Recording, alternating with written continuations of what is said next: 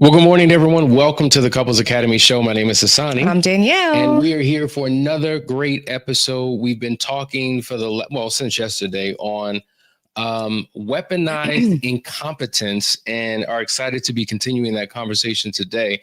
But before we do, we want to make sure that you take the time. Well, first of all, Last Chance Weekend is coming up. It is June the 13th through the 15th. Make sure you register. The link is in the description. Yeah. Definitely do that. You do not want to miss it. Yeah. Go ahead, Hassani. You don't have to toss the ball to me when I'm we just say saying, that. like, share, and subscribe. Make sure we when you do, can I talk? You gonna give it to me, and you gonna keep talking. When you do this, you're telling YouTube that you like us and that you want this message spread all over the world. Yeah. Listen, y'all. The Phoenix Awards Gala is coming up. Please. We keep telling you about it. Have you even been to the website to check it out? Go to the phoenixawardsgala.org, phoenixawardsgala.org, and definitely check it out. Make sure that you are nominating someone. We want those couples who are standout couples in the community, in your church. You know they've been through some things, but they're still standing strong to be acknowledged and honored on that day. It's November 6th through the 5th through the 9th, right? No, 6th through the 9th. 6th through the 9th, okay? November. All right. So we're talking about weaponized incompetence. Danielle started yesterday with laying a foundation for what weaponized incompetence is. Can you once again re-articulate for those that may be joining for the first time and are jumping into a great conversation? What is this whole concept of incompetence? It's interesting because it's something that you've been hearing a lot about in these, social media streets. And it's basically when somebody intentionally pretends that they don't know how to do something, because by doing that, it gets them out of the situation. In other words, I can just pretend that I'm incompetent and I don't know how to do it. And I know that eventually you'll kick into it. Eventually you'll get so frustrated with me that you'll just do it, right? So you see this a lot coming up in the home, the dynamics of when we're growing up as a child, the older sibling will get frustrated with the younger siblings. The parents are going to be coming home soon. The house needs to get clean. They're doing a crappy job. The older sibling says, forget it, I'll just do it. And they do it well, right? And so from that point on, those younger siblings learn, if I just do it sucky, then my older sibling is going to take over. Well, this plays out in all kinds of different areas in life. This plays out between husbands and wives a lot. This plays out in the workplace. There's always somebody that is slacking off. We all know the person that he's always getting acknowledged, but never really is doing anything. All the employees know that's the joker that's always like kicking his feet up, relaxing, skipping responsibility. But then when it's time, when the boss shows up, he's showing up getting the medal. So this is something that you're seeing all throughout society in different facets, but it's really, really prominent within married couples. So yesterday we were talking about that as it relates to domestic support. And that does relate to the children. We didn't talk as much about the children. We'll get to that in another week. But just in the home, the imbalance between husbands and wives when it comes to women being out in the workforce and actually having to also come home and have a second job. And so, another area of focus that is a real pain point for a lot of couples. And obviously men, when men are alone in their own social spaces, we have conversations all the time about it, and we're crying and we're bleeding and we're begging and we just don't understand and we're pulling our hair out. And it's a struggle for us. And interestingly enough, some women suffer from the same thing. In fact, we were just talking to our business coaches on yesterday, and they introduced us to a thread that I was not even familiar with called Dead Bedrooms on Reddit. And it talks about all of these individuals within a marriage who feel trapped, and they're suffering from the bedroom burden, where one person takes on the main responsibility when it comes to sexual fulfillment in the relationship, because it's not a mutual exchange. It's not a mutual interest. And so one is carrying all the weight, and it creates a whole lot of problems. So there's a lot of sexless marriages out there, a lot. And we've come across this for years. And so some would think sexless marriages implies zero sex. Now, it could, in some rare occasions. We work with couples who have gone several years and beyond a decade without a single touch. But statistically, a sexless marriage is a couple who engages in sex anywhere about one time a month and as low as 10 times a year. Isn't that interesting? Like, that's something that I don't think most people know. Like, when did that become a sexless marriage? Like, okay, what was it? One time to how many times? One time a month and as low as 10 times a year. That's considered a sexless marriage, y'all. I mean, if you can count how many times you're having sex, it's pretty sexless. Like if you can count, you know what I'm saying, on two hands or less, it's pretty much the same. And once again, just like a person who's legally blind, they're not 100% blind. Like they can still see objects. It's blurry. I mean, they're vision impaired, and a lot of couples are sexually impaired. And what we're finding is that incompetence is one of the contributing factors. You say, okay, I get how it shows up, you know, when it comes to domestic support, because if I can't cook, I just can't cook. But what does that have to do with sex? Well, interestingly enough, people have different preferences, different expectations, different desires. And if someone does not have the desire, if there's an aversion to sex, if for whatever reason there's some type of insecurity, inadequacy around sex, it shows up in the bedroom and it presents a problem. So one of the things that we typically hear people say is, you know, I'm gonna just read it. I don't know what you like, right? So we've been married for 5 years. I don't know what you like. Say how it sounds. I don't know what you like. You know what? I was about to say, ninja, please. Say it like you mean it. How do you not I don't know what you like. We've been married for 10 years. We've been talking about it. We've been having conversations about it. Yeah, I think, you know, so just like with yesterday, there's all these excuses why these things happen. I think that sometimes if people are saying, I don't know what you like, and they haven't asked, because that's the other part of it, they won't ask, right? There could be some aspect of it where the person has tried to give the person what they like. They have tried to do it the way that they like it, and they don't do it right, or they don't do it well, and the person doesn't like it. And so now they're just like, I don't know what you like, right? Because they try and they don't get it right. You know what I'm saying? Yeah. You know, it's interesting. You know, let's just talk when we deal with different types of personalities. And I see this all the time. We're sitting in front of couples. One partner will reveal to the other what they're not doing.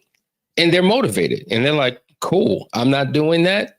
Guess what? I'm about to know. I'm about to be an expert in that space. Another person tells their spouse what they're not doing right, and it literally crushes their soul. That's true. That's real. Isn't that true, deep, Danielle? Yeah. I mean, I think like they become paralyzed. Yeah, because you're married to who you're married to, and you don't know what they've been through and how beat down they've been and how many failures they've been through, right? You don't know how many times they've tried to get it right and they always get it wrong, right? And so you do have people in relationships where they are tiptoeing, especially in the bedroom kind of conversations, where they're tiptoeing around subjects, right? They don't feel comfortable saying what it is that they need or want because it could be crushing to the person's soul.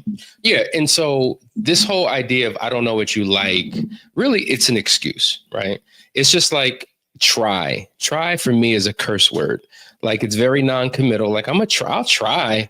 It's almost like I really don't want to do this, or I'm really not going to put much into it, but I'll try just to say that I did it. And when you take that approach in a sexual relationship, which should be a mutually pleasing and fulfilling experience, it leaves one feeling obligated and it feels the other one unsatisfied. And it creates a significant shift in the relationship. And guess what, folks? When there's issues in the marriage, it impacts the bedroom. But when there's issues in the bedroom, it impacts the marriage. And so we've seen how a lot of people have emotionally disconnected and unfortunately have engaged in inappropriate relationships because sex. Now, we know the top 5 issues most couples struggle with: communication, finances, parenting, in-laws, and here we go, sex. So after it's almost like being in school, going through class, giving instructions, you're participating in it, and somebody just shows up. They're not engaged. They're sitting in the back. They're not paying attention. We both in the same classroom. One comes out as a valedictorian. The other one flunks out. They both had access to the same stuff. So at the end of the day, it was will, desire, focus, attention, and all those other things. And if I'm married to you and you're the only person that I could be in a covenant relationship with where there's a benefit of sex, I need you to know. I love the fact that we have men commenting today. One person is just like, word. That's all they said. Did you click on it? Oh, I'm sorry. Dennis says, word. I wish you would elaborate. Could you give us some more insight on what word means? That's man talk. Yeah, we know so that we means. can understand exactly what you wording about and what you agree to. So come back with a full comment, please. Sometimes that's all it takes. Word. But listen, let's talk about some of these other issues. So, I don't know what you like. That's one issue. Another thing that we often hear, and when I say we, I'm not talking as a man, I'm talking as a spouse, because this is a two-way street and this works in both directions. Mm-hmm. One of the other comments is, I'm just not good at that. Like I've tried, it's just not my thing. I'm not good at that. Now, I will say this, let's just bring some balance to this. One of the things that can destroy a sexual relationship is when you have outside influences that change desire and expectation for what you experience in your marriage. So if we're bringing porn in and I see certain things done that I now want you to do, if we don't understand what went into what you saw, then we will overestimate the ability of doing something in a relationship, which probably can't be done. First of all, the first comparison I make is this. If I go to a basketball court, the park cross street, and I play a game of pickup, right? Pickup basketball. But LeBron James, Michael Jordan, Steph Curry, and every superstar this basketball is such man court, talk. No, you'll understand it. Okay. You'll understand it. I mean, the most elite basketball players are on the court. They're all 6'8" and above. Uh-huh. And I mean, I played in high school, but I was all right. There's no comparison. I'm going to lose every single time. There's a level of professionalism, skill, and things of that nature that they have that I don't have.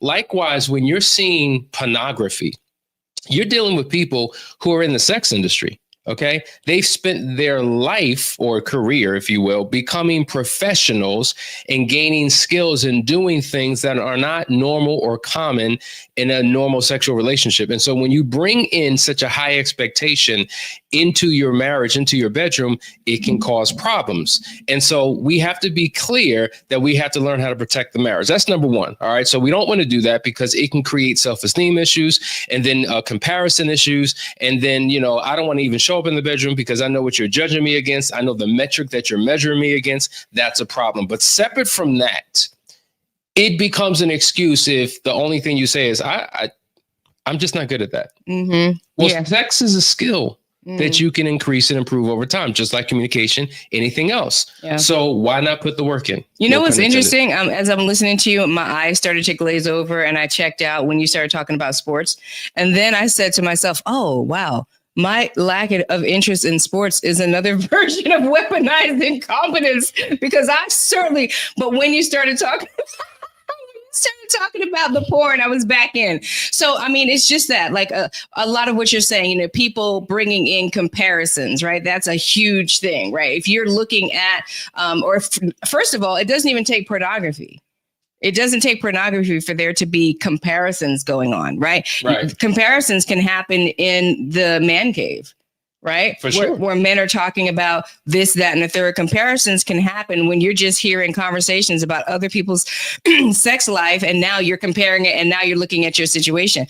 But I agree that, when you're looking at other things like pornography that are rooted in, literally, it's like reality TV. Mm-hmm. Every scene is framed, and everything is positioned, and everything is just imaginary. You don't understand what's really going into that. There can be these unmet expectations. So that's one thing, somebody wanting you to continue to raise the bar. And I've had clients like that. I've had clients where the wife would say things like, is it like he wants to have sex like 5 and 6 times a day and that's not enough? Or like he wants me to do this, he wants me to do that. And she's just worn all the way the heck down. That's a whole nother issue. That's extreme.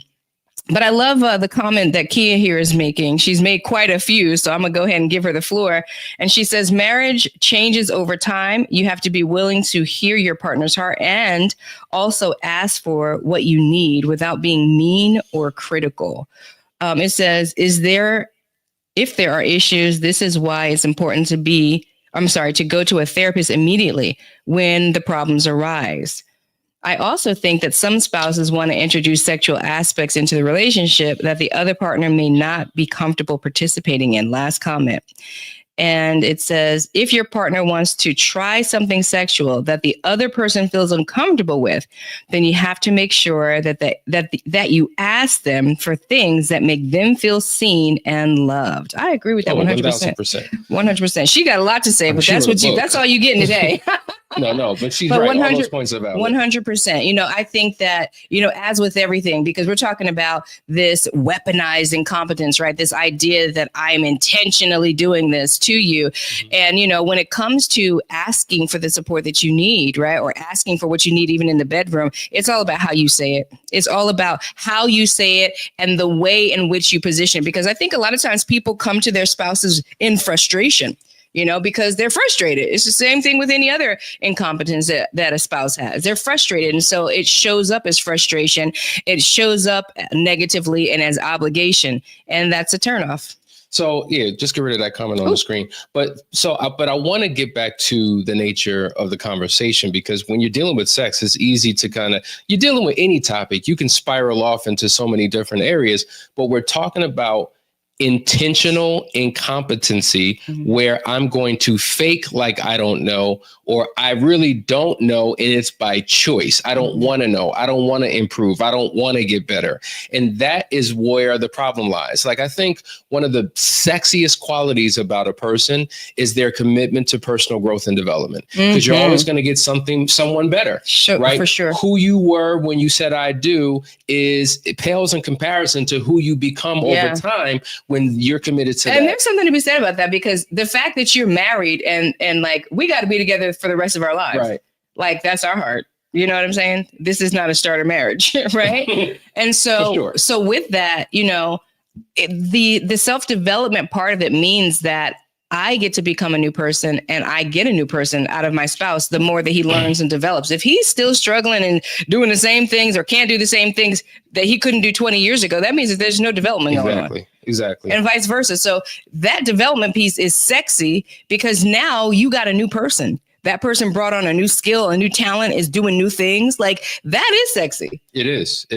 I mean, at the end of the day, we're talking about a mindset here. And if you have a growth mindset, you will grow in every area, including your sexuality.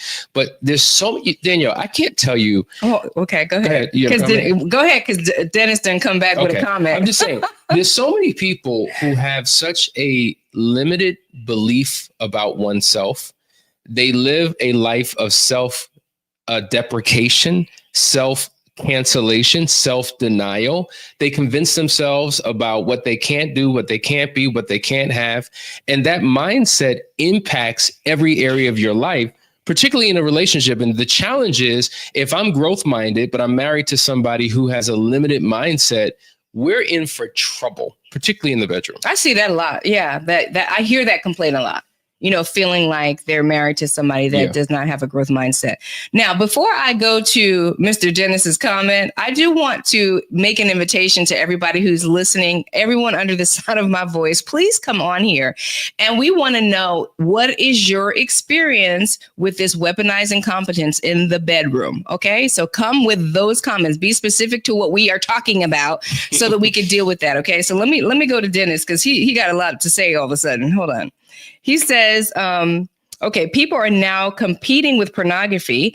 It really lowers self-esteem due to comparison to one partner or the other, or both. Absolutely facts. Yeah. And this is not a gender specific thing, right? You can have men comparing their wives' bodies and positions and all the things that they do. And you can have women comparing the porno guy's body and all the things he could do. It is toxic to bring pornography into your relationship, especially when that is your bar of excellence, if that's what you're looking at. And then he goes on to say, comparison is a deadly killer. Intimacy starts before the bedroom. Facts. Okay, he came correct. He came correct. I think he was saying boom because he was just loving the topic. Yeah. He said word.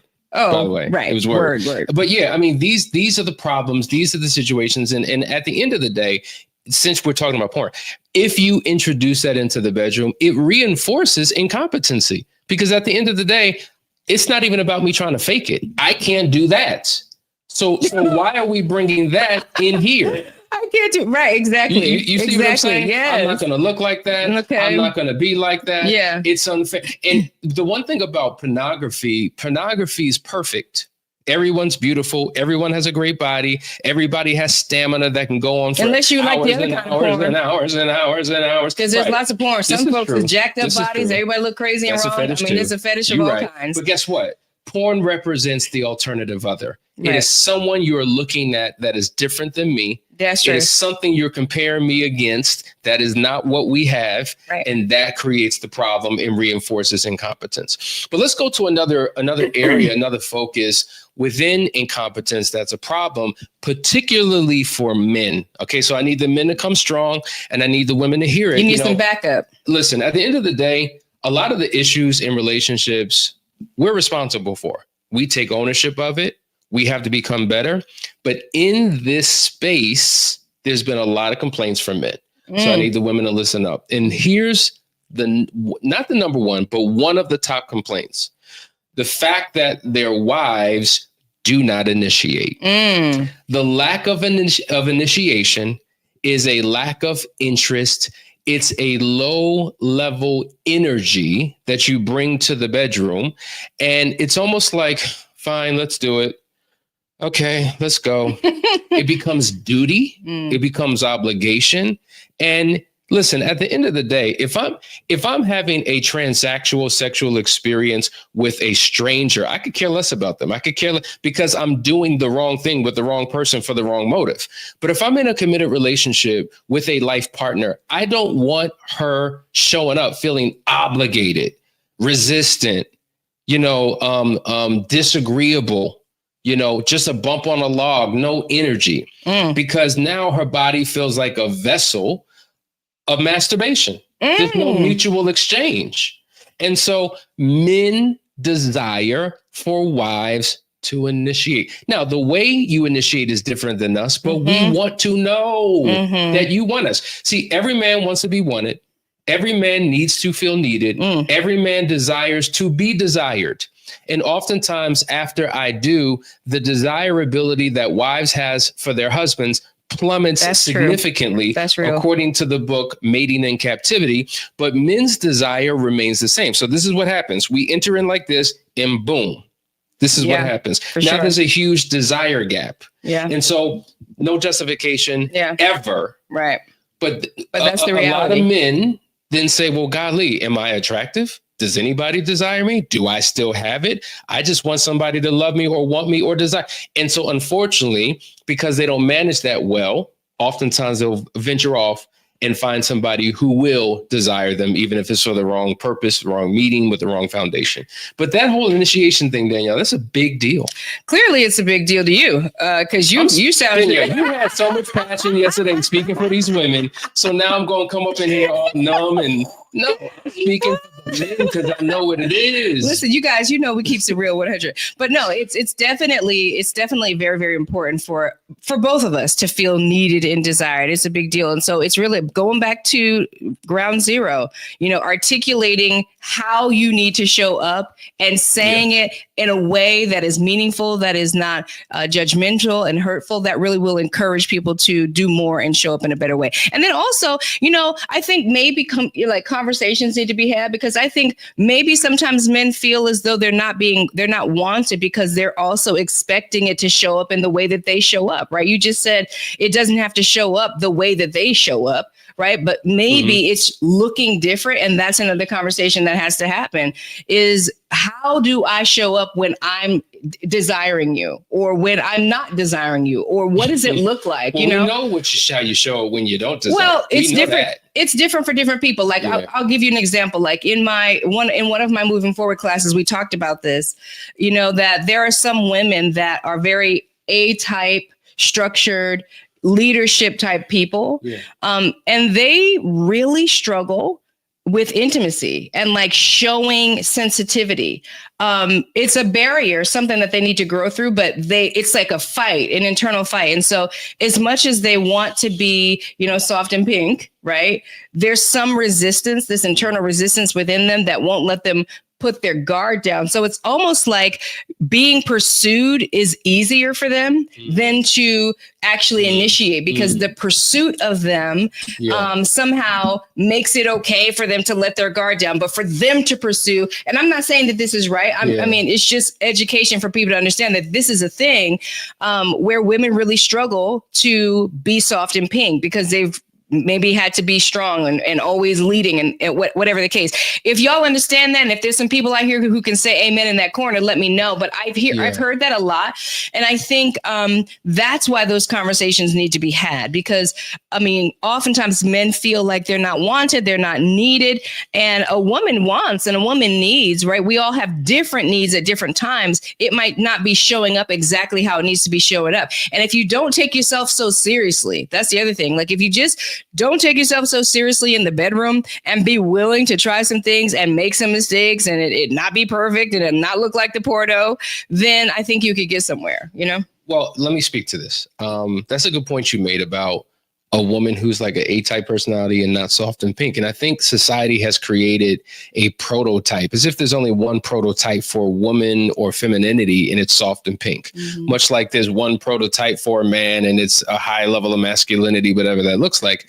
But you see a whole lot of variation in between, because not every man is that and not every woman is that. And so if that's my expectation of you and you are not that, now that creates, it could possibly create shame and low self-worth because of the comparison. And so to your point, if for me, I want you to initiate like this, but it doesn't fit into your personality, this is why that conversation is so important, to say, okay, within the wiring of who you are, based upon your level of comfort, you tell me when you want to initiate sex with me, what cues should I look for? What nonverbal cues? How do you dress? How do you approach? If it's a level of discomfort for you, what space can you operate in? So I'm crystal clear that that's what you are looking to do. That way I could pick up that cue and boom, I will respond. I think that's so important, to your point, for couples to have these conversations, because it's going to look different for every couple. Right. And going back to what I was just saying a little bit earlier and kind of tying it to this, you know, like if somebody is a strong woman and that's your woman, that's who you married to. I don't know if a man is wanting a woman to coming all up on her, you know, like being on lay your tail down. Like you've seen that in the movies, you know, you've seen that. Remember what was the movie? Norbit? You know, Norbit, how he was just treated like, do you remember Norbit with Eddie Murphy? Like, I don't think, you know, I don't want you picking me up. You know what I'm saying? So, you know, putting me on the table. Right. And so, you know, so we have to, you know, and maybe that's what some guys want. Okay, but I'm just making the point that like it's about communication. It's about communication and understanding also different sexual needs and levels too. Like that, you can't talk about this without talking about that. Like, you know, there's a lot of things that go into it, because when we're talking about weaponized incompetence, this is somebody who's intentionally weaponizing this behavior, right? This is somebody like weaponized incompetence is going to look like, I don't give a darn. I don't like it and I'm not doing it. And this is your punishment type of behavior, trying to escape, being a scapegoat and getting out of something. And so we have to really have these conversations to decide if our partners are weaponizing this, or if there's true incompetency there, if there's insecurities there that need to be dealt with. I mean, and the incompetence that I talked about just a moment ago, where people just don't know how to just take off the toughness and be soft and pink for a moment, that is an incompetence. Are they weaponizing it, or really is it their ignorance and they just don't know how to get past themselves? That's right. So there's a lot of growth that has to happen in all of this. The chat is blowing up. I think Kyra and Dennis got the chat this morning, but let me just go to a couple of comments here. Oh, and I see Tanya Leonard from New Jersey. Hey, sis. Good to see you. Thank you for joining us this morning. And so Dennis goes on to say, couples should always be free with each other. How it started when dating, it shouldn't stop when marriage kicks in. No matter what changes, both should make time for each other. 100% agreed. That's how you have a strong, healthy marriage, is to make time with each other and to, you know, and to grow together in seasons. Because the truth is that, you know, Hassani and I are very different, just like you and your partner are very different. And we have different seeds planting on the inside of us. That means that we have different growth spurts at different times, right? We're not the same. And so what's inside of me is going to have a growth spurt, maybe at a different time when something is inside of him, maybe it's still dormant and it's going to spurt up later. And I'm saying that to say that we need to have conversations continuously so that we're trying to stay on the same pace. Otherwise, we're constantly doing this in relationships because we're constantly having all these growth spurts. This is why we are an advocate of us doing things together, learning new things together, playing together, reading together, because it really does help us stay in pace with one another. But if y'all are not doing that, coming together, relearning things or reestablishing different rules and regulations as you grow, you're just going to find that you're just hitting and missing all the time. And then Kyra also has a comment. She says, the reality is that some people are selfish and they only care about their needs being met sexually. That's a fact. That's 100% facts. Yeah. And then she also has another really great comment here. I'm trying to find it. She was talking something about hygiene.